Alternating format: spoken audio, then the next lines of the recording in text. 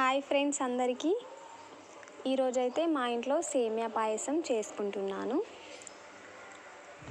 చాలామంది సేమియా పాయసం చేసేటప్పుడు చల్లారిన తర్వాత ఇట్లా గ్రేవీ ఇట్లా సేమియా మొత్తం గడ్డలాగా అయిపోతూ ఉంటుంది అని చెప్తారు.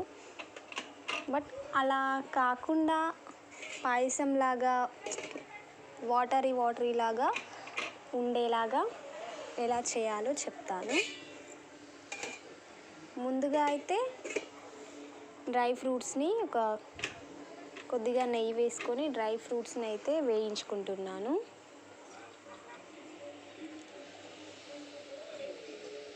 తర్వాత అదే కడాయిలో సేమియాను బాగా డ్రై రోస్ట్ చేస్తున్నాను.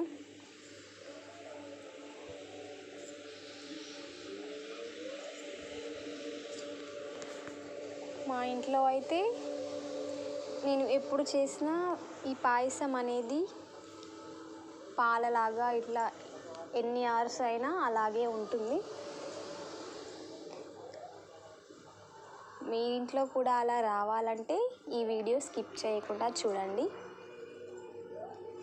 గ్యాస్ ఆన్ చేసి ఒక గిన్నె అయితే పెట్టుకున్నాను. అందులో పాలనైతే వేడి చేసుకుంటున్నాను. పాలైతే ఎక్కువగానే తీసుకుంటున్నాను.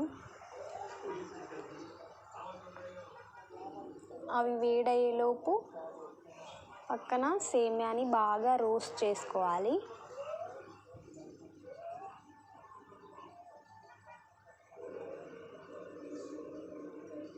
పాలని బాగా మరగనిచ్చి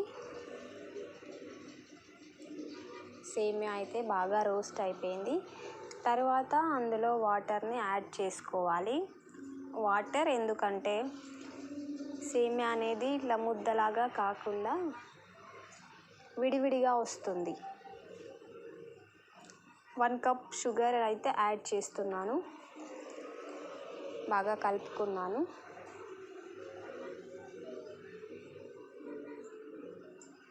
బాగా ఈ వాటర్లో బాగా ఉడకనివ్వాలి సేమియాని. తర్వాత పాలలోకి షిఫ్ట్ చేసుకోవాలి. ఇలా వాటర్లో ఉడకబెట్టడం వల్ల సేమియా అనేది విడివిడిగా వస్తుంది. మనం సేమియా రెడీ అయిన తర్వాత ఎన్ని అవర్స్ అయినా కూడా అలాగే విడివిడిగా పాలలాగానే ఉంటుంది. సేమియా అయితే యాడ్ చేసుకున్నాను. తర్వాత ఇందులోనే డ్రై ఫ్రూట్స్ కూడా ఫైనల్లో యాడ్ చేశాను. అంతే ఫ్రెండ్స్.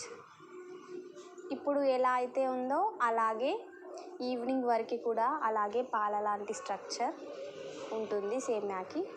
మీరు కూడా తప్పకుండా ఈ ట్రిక్ ఫాలో అవ్వండి. అంతే ఫ్రెండ్స్,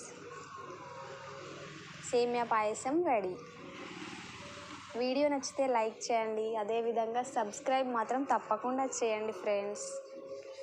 ఓకే ఫ్రెండ్స్, బాయ్.